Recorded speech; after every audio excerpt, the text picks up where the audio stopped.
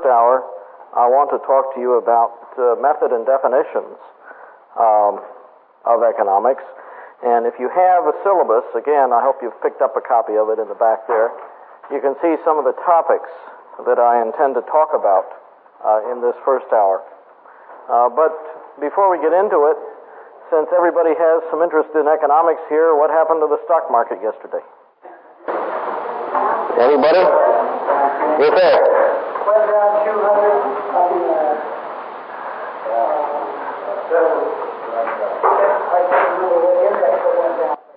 Yeah, it was the Dow Jones Index. Dow plunges 207 points, fifth largest drop in recent history, and not on a percentage basis, but on an absolute point basis. The more interesting story, though, about the stock market, this is USA Today, is a story called The Quiet Correction. And it's this story, I'll just read a couple of excerpts from it. On the New York Stock Exchange, 80% of stocks are down 10% or more from their 52-week highs. 56% are down 15% or more. The Dow Jones Industrial Average is a very narrow selection of stocks, about 30 stocks. And there are thousands of stocks traded on the stock markets. Thousands of companies have issued stock. And their stocks are traded not only on the New York Stock Exchange, but the American Stock Exchange, NASDAQ, and other stock exchanges. And these indicators are much more sobering than even a 200-point drop in the New York, in the Dow Jones Industrial Average. Those broad indicators that the writer covers in that article. Economists are always giving predictions, and I don't intend to give any prediction. But it is this sort of what the author calls a stealth correction, a quiet correction, he calls it, that precedes or has preceded in the past very dramatic drops in the stock market. If you look at what happened in 1987, for example, the last time there was a major movement in the market, sometimes called a crash, you find prior to a one-day drop of 500 points for several months, or for about 2 months preceding it, a quiet drop in the value of stocks. And then all of a sudden in one day they just dropped 500 points. Same thing happened in 1929. I'm not going to say the same thing is going to happen this week or this month, but that's been the pattern in the past, and you may want to keep an eye on it, just to watch it. These stock market crashes, so-called, just don't happen without warning. In 1929 and again in 1987, there was plenty of warning for what was going to happen if people kept an eye on the broad movement of stocks. Well, in any case, let's get back to the subject of economic theory. And today I want to talk about some more about secular economics. Our beginning topics are empiricism and rationalism. And I need to explain to you in some greater detail why secular economics, which we've mentioned in the first 3 hours, has failed. Secular economics is a failure. And I will quote those words from the secular economists themselves. Early in the history of the discipline, even before Adam Smith, now keep in mind Smith wrote The Wealth of Nations in 1776, the question of the proper method, how do you do economics, what's the proper method, arose. And one of the early answers was the empirical and mathematical method. You combine observation and the use of mathematics in doing economics. And this came to be known in this century as positivism. Positivism. It's part of a general movement of positivism. But in the 17th century, you see William Petty. You might want to make a note of his name, William Petty, P-E-T-T-Y. He's an early proponent of this method. He says The method I take in doing economics or whatever I'm doing, instead of using only comparative and superlative words, he's not going to use just English prose, he says, and intellectual arguments. I have taken the course as a specimen of the political arithmetic. That's what he called it, political arithmetic. To express myself in terms of number, weight, or measure, to use only arguments of sense. See the empiricism here? He's going to express himself in number, weight, and measure. He's not going to use prose or just what he calls intellectual arguments, logical arguments.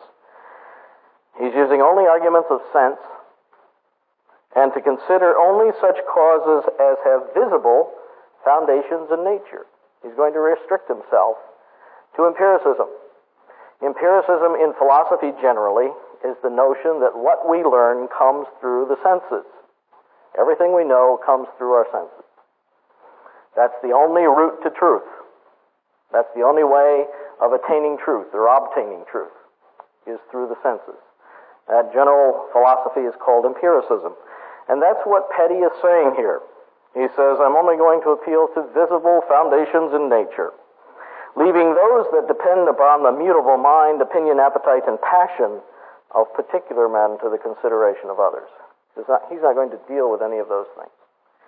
He's going to use number, weight, measure, arguments of sense, and he's going to base everything on visible foundations.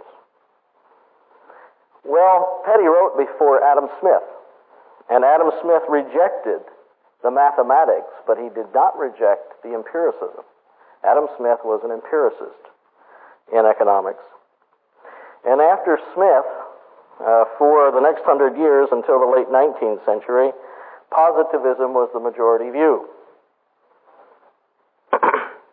Smith's approach to economics was the one that Petty had rejected: intellectual arguments and the use of words. But both Smith and Petty relied on observation. And then again in the 20th century, positivism, the use of mathematics again, becomes the predominant method. And we call it econometrics or something of that sort. The most famous economists, and we mentioned many of them yesterday, differed on the subject matter of economics. They differed on what they were talking about. They differed on their method, the proper method to use. In the late 19th century, Jevons, William Stanley Jevons, that was the name that came up yesterday. Here's my pen. William Stanley Jevons picked up where Petty had left off in the 17th century, and he wrote that it is clear that economics, if it's to be a science at all, has to be a mathematical science. Has to be a mathematical science. And then, notice what he says. I'm going to read a few sentences from Jevons because it's important to the idea of method. He says, in reality, there is no such thing as an exact science. Perhaps you've heard that phrase, exact science. Some sciences, he says, are inexact. Some sciences, we say, are exact. He says there's no such thing as an exact science, except in the comparative sense. Astronomy is more exact than other sciences because the position of a planet or a star admits of close measurement.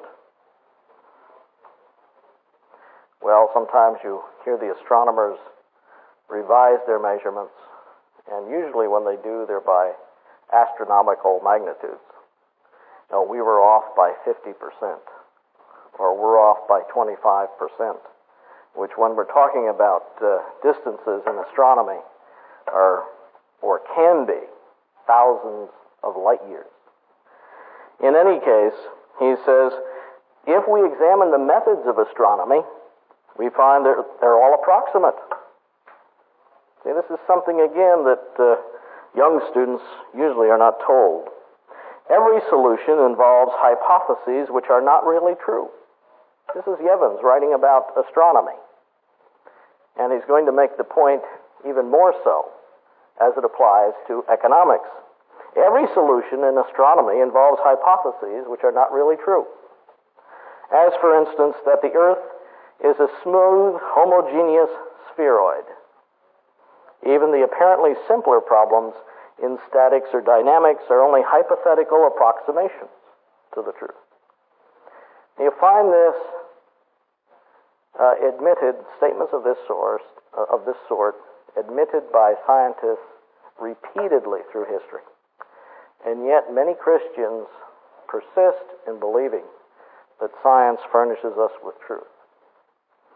Well, Jevons, as you recall, was one of the three economists, along with Valra and Menger, who came up with the idea of subjective value about 1870. Menger, who tended to be, or whose school tended to be more rationalist, remained an empiricist himself.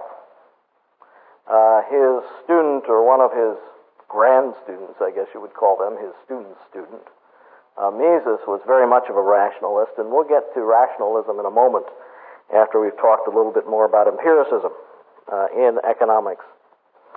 Menger, early in his career, said that in reality, a method common to all fields of empirical knowledge is sense observation, and should properly be called the empirical method. And then he goes on to say, and this is a quote from Menger, the founder of the Austrian school. Menger goes on to say, the impartial observer can have no doubt about the reason our generation pays general and enthusiastic tribute to progress in the field of the natural sciences, while economic science receives little attention and its value is seriously questioned by the very men to whom it should provide a guide for practical action. The cause of such a remarkable indifference must not be sought elsewhere than in the present state of our science itself, in the sterility of all past endeavors to find its empirical foundations. It says the general public has a great respect, he's writing at the end of the 19th century, has a great respect for physical science, but has little respect for economic science. And he says the difference is we have yet to come up with a sound empirical method. The natural scientists, the physicists, and the biologists have. They've already come up with their method, and that's why the public respects them. Perhaps the most famous proponent of empirical economics, at least in the U.S. in the 20th century, is Milton Friedman. Let me put that name up. Milton Friedman at the University of Chicago. He's now at the Hoover Institution in California. He hasn't been in Chicago for 20 years, I guess. But that's where he did most of his most famous work. He published an essay in 1953 on economic method. And this is what he says that economists are supposed to do, or what he says about economics. He says, the task of economics is to make correct predictions. That's the task, to make correct predictions. That's why economists are always making predictions. Very few of them are ever correct. But that's the task, is to make correct predictions. He says about the consequences of any change in circumstances. Well, if you think about it, that's what scientists do as well. In astronomy, going back to that subject again, they make correct predictions or try to make predictions about eclipses. You know, you can tell what day, what hour, maybe even what minute an eclipse will begin. This summer, the concern seems to be about collisions of asteroids or comets with the Earth, trying to predict those things. We had a scare just 2 months ago, I guess it was. Some scientist released the report that, I think it was in the year 2028, an asteroid would pass very close to the Earth and perhaps collide with the Earth. And as soon as his statement was released, some other scientists denied it.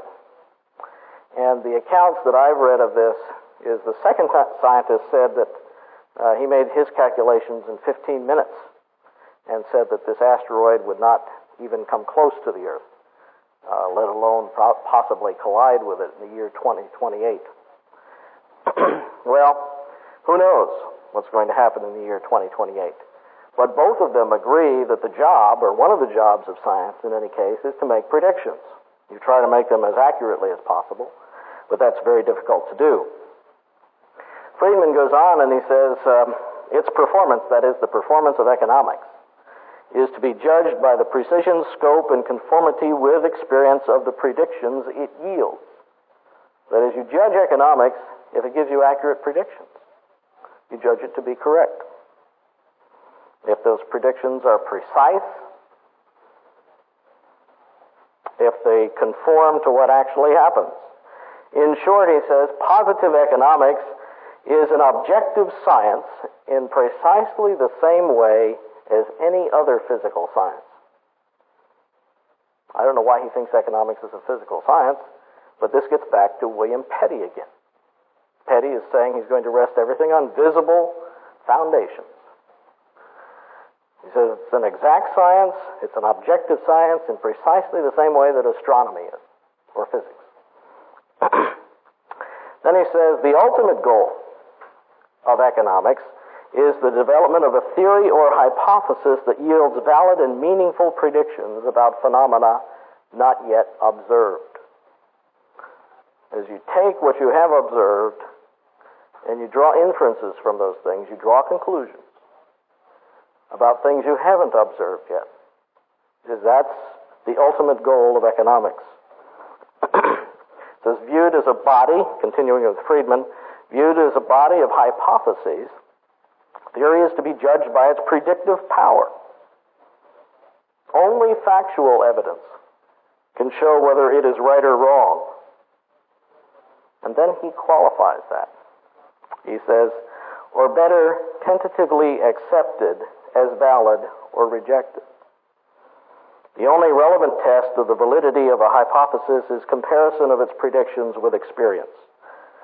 The hypothesis is rejected if its predictions are contradicted. It is accepted if its predictions are not contradicted. Great confidence is attached to it if it has survived many opportunities for contradiction. But then he writes, and this is Friedman again, factual evidence can never prove an hypothesis.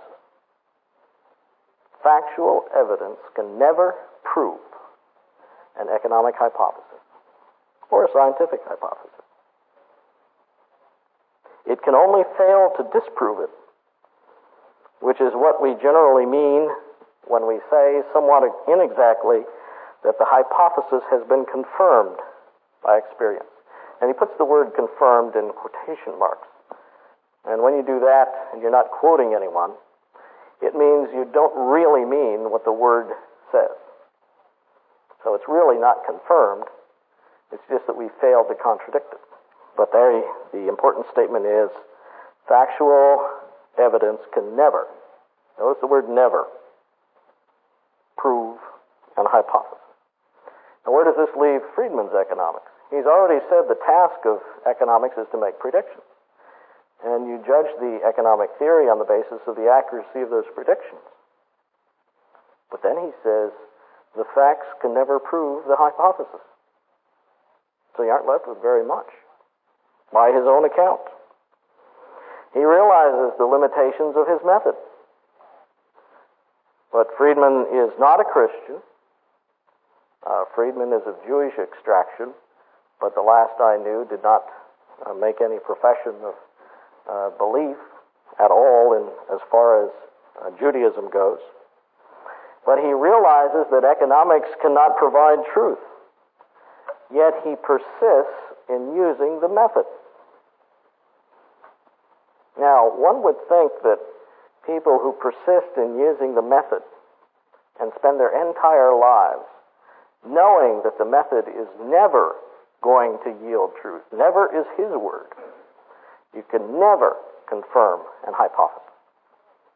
Knowing it's never going to confirm a hypothesis, one might think that perhaps somewhere in the back of their mind they realize that the whole thing is a waste of time. But perhaps they don't. But Friedman here has dedicated 70 years to this method and to his development of economics. Another quote from Friedman, the validity of a hypothesis in this sense is not by itself a sufficient criterion for choosing among alternative hypotheses. Observed facts, and this is very important, Observed facts are necessarily finite in number, possible hypotheses infinite. If there is one hypothesis that is consistent with available evidence, there is always an infinite number that are. Now, this gets even worse. Looking at this from a logical point of view, this is even worse than what he said so far. He said the observed facts are necessarily finite. Facts are limited in number, but the possible hypotheses to explain the facts are infinite in number. He says if there's one hypothesis that is consistent with the available evidence, there's always an infinite number that are. Well, you see now that economics, empirical economics, is in the same boat, the same sinking boat, as empirical science, generally. If there are an infinite number of possible hypotheses to explain the facts, whatever the facts may be, then Milton Friedman's chance of choosing the correct hypotheses is zero.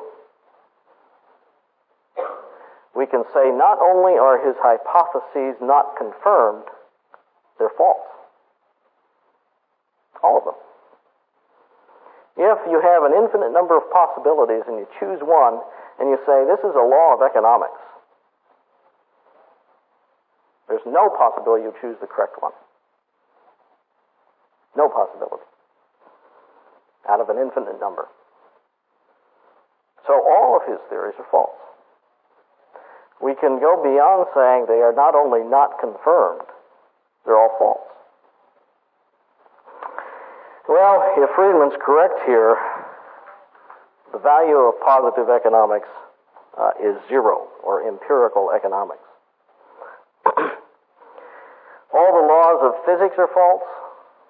All the laws of positive economics are false, or empirical economics are false as well. And the problem is a logical problem. The invalidity of induction. Now that's another word I ought to put up here, induction. The logical invalidity of induction is the central fallacy that both the natural scientists and the economists are using. The better philosophers, such as David Hume or Karl Popper, realize that induction is a fallacy. Karl Popper wrote in the 20th century, I agree with David Hume's opinion that induction is invalid and is in no sense justified. Induction is invalid in every sense and therefore unjustifiable. What is induction? Induction, again, is the method of observation. You go out and you observe certain things, you observe certain facts, if you want to call them facts, and then you draw conclusions from them. That's the method of induction. And the philosophers like Hume and Popper admit that it's invalid. Another quote from Popper, the empirical basis of objective science has nothing absolute about it. Science does not rest upon solid bedrock. The bold structure of its theories rises, as it were, above a swamp. That's Karl Popper. Doesn't it sound a little bit like the comparison Christ made between building your house on the sand and building your house on a rock? And the foolish man builds his house on a rock. And here you have Karl Popper, not a Christian, an atheist, in fact, admitting that science does not rest upon solid bedrock. Its theories rise above a swamp. This is a quote from Karl Popper, the atheist philosopher of science. And again, we need to ask ourselves as Christians, why then are Christian apologists writing and speaking and publishing and defending the idea that science discovers truth? The scientists and the philosophers of science have already admitted that it doesn't. But apparently Christians don't read their books. And they're still operating on science as conceived in the 18th century or the 19th century. They ignore people like David Hume, who destroyed induction. Mises. Mises was not an empiricist. We'll get to him, as I said, in a moment when we talk about rationalism. But this is what he wrote. Mises was a brilliant economist. And he said, "The plight of empiricism consists precisely in its failure to explain satisfactorily how it is possible to infer from observed facts something concerning facts yet unobserved." Says empiricism is a failure because induction is invalid. Let me give you a quote, and if you've heard me speak before on science, you probably have heard this quote, but it's from Bertrand Russell. Now, Bertrand Russell, again, was no Christian. In fact, he wrote a book. You can go down to Barnes & Noble and buy it, Why I Am Not a Christian. And Bertrand Russell was a mathematician, a logician in the 20th century. Brilliant man. And I'll give you this quote from Russell on induction. And notice the peculiar way he expresses himself. He says, all inductive arguments, notice the all inductive arguments, in the last resort reduce themselves to the following form. And then he gives this example about an inductive argument. If this is true, that is true. Okay? If I can make it applicable to the stock market, if the stock market crashed in 1987 only after it had declined gradually for 2 months, then it is true that in 1998 it's going to do the same thing after a decline of 2 months. He says, if this is true, that is true. Now, that is true. In fact, that's what did happen in 1987. Therefore, this is true. Therefore, this is what's going to happen in 1998. And if you own stock, you better think of selling it when the bell rings tomorrow morning in New York. Russell says the argument is fallacious. It's his word, formally fallacious. Then he gives this example. Suppose I were to say, if bread is a stone and stones are nourishing, why does he pick bread and stones? Well, he's read the Bible. If bread is a stone and stones are nourishing, then this bread will nourish me. Now this bread does nourish me, therefore it is a stone, and stones are nourishing. He says, if I were to advance such an argument as this, I should certainly be thought foolish, yet it would not be fundamentally different from the argument upon which all scientific laws are based. You get that statement? He said, if I were to advance an argument like this, people would think I'm foolish. He says, but this argument is not fundamentally different from the argument upon which all, and I underscore the all again, all scientific laws are based. Notice he uses the word foolish, too. It's precisely what Paul says in 1 Corinthians, chapters 1, 2, and 3. The wisdom of this world is foolishness. God has made the wisdom of this world foolishness. And he includes among the wisdom of this world science, what we call science. Bertrand Russell, again, no axe to grind. He's not defending creation. He's not even defending theism. Certainly not defending the Bible. Thought Christ, if he existed, was an immoral man.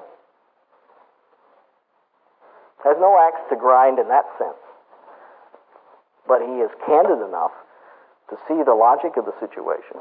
And he admits, as Milton Friedman admitted, that the method produces no truth whatsoever. Absolutely none. No truth. Well,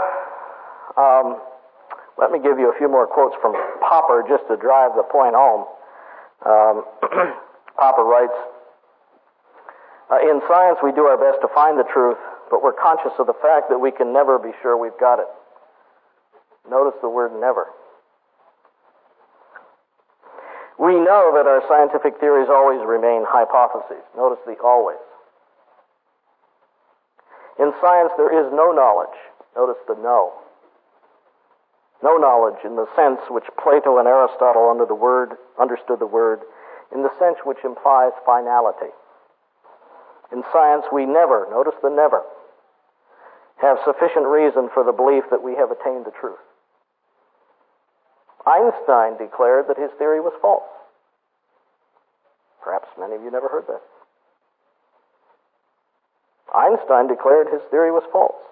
He said it would be a better approximation to the truth than Newton's, but he gave reasons why he would not, even if all the predictions came out right, regard his theory as a true theory.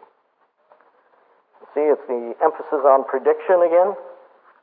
That's common in this view, this empirical view of science. And Einstein said, even if all the predictions made on the basis of my theories of relativity come out right, I will not regard my theory as true.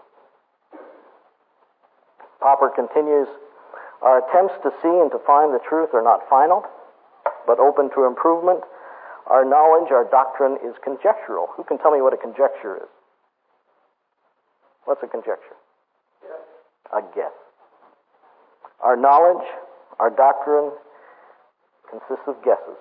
And that's exactly what Popper says. In case you didn't get the Latin word conjecture, he says it consists of guesses, of hypotheses, rather than a final and certain truth. So you have a problem if you intend to do economics on the basis of empiricism.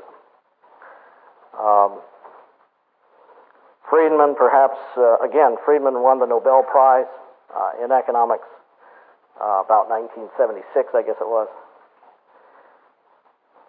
Admitted, none of his economic theories was true. You judge them by their predictions, but then, even if the prediction is correct, you can't conclude the theory is true.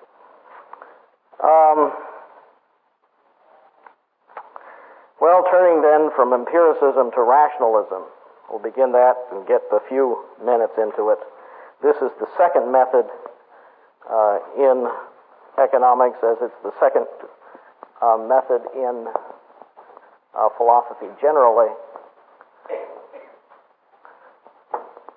The rationalist is completely different from the empiricist. And the best example of a rationalist in economic theory is Mises. His first name, let me give you his full name.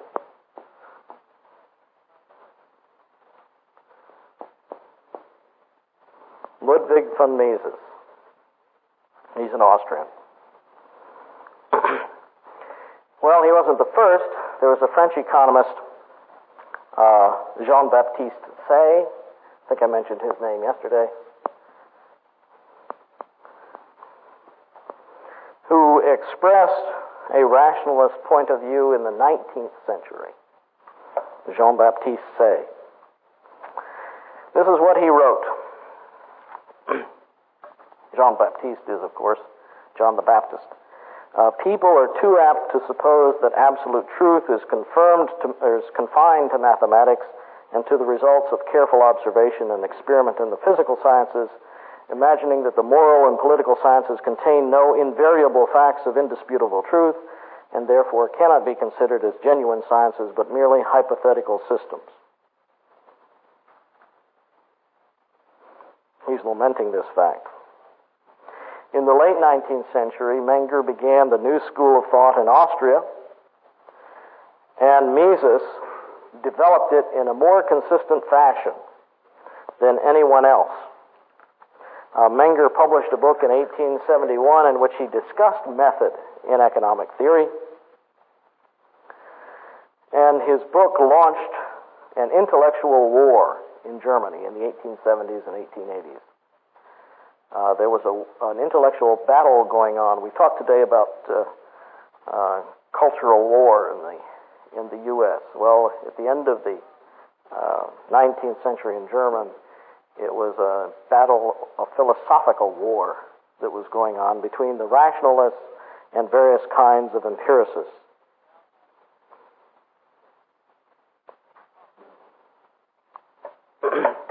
This is what Menger wrote at this time. He says, the conflict about the nature of our science, its problems and its limits, especially the effort to set new goals for research, did not originally develop from the interest of economists in theoretical investigations. It begins with the recognition, and notice how he says this, becoming more and more evident that the theory of economics as it left the hand of Adam Smith and his followers lacks any assured basis. Let me repeat that again. He says, this conflict over the proper method to use in economics begins with the recognition that the theory of economics as it left the hand of Adam Smith lacked any assured basis, that even its most elementary problems have found no solution, and that it is especially an insufficient basis for the practical sciences of national economy and thus also of practice in this field. That's the reason for the philosophical battles in Germany at the end of the 19th century. It lacks, he's writing in 1871, economics lacks any assured basis. Its most elementary problems have found no solution. After 100 years, he's writing 100 years after the Wealth of Nations. He also wrote, the progress of our science is hindered by the sway of erroneous methods.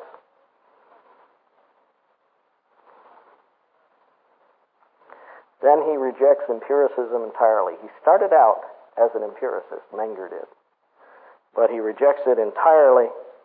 He says, to want to test the pure theory of economy by experience in its full reality is a process analogous to that of the mathematician who wants to correct the principles of geometry by measuring real objects. Who's taking geometry here? Okay. Let me ask you a point. Can you see a line? No. Somebody said the right answer. You cannot see a line. A geometrical line is invisible. Can you see a plane? No. A geometrical plane is invisible. So he's saying the absurdity of testing economic theory by checking it against the facts is like a mathematician trying to check the principles of geometry by going out and measuring boards and windows and whatever, real objects. The things that you use in geometry, the things that the teacher might put on the board, point or a line or a plane, are visible representations of those things that you cannot see. A point has no dimensions. Things with no dimensions are not visible.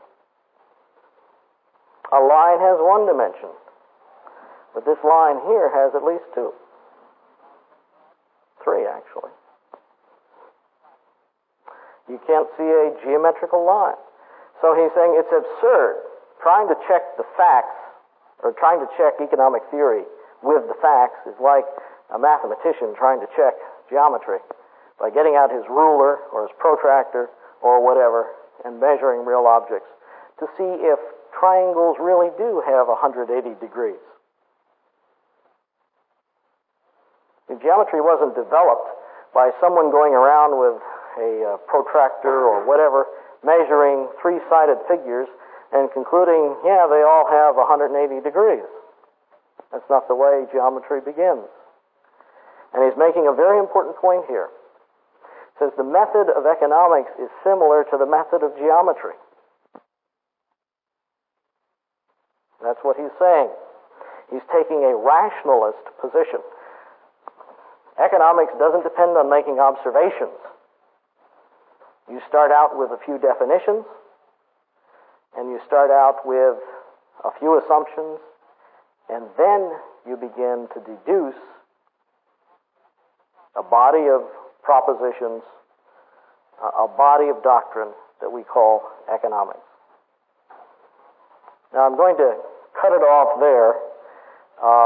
I think we're out of time for questions as well, but if you'll hold your questions until we come back at 6 o'clock, I'll continue talking about rationalism before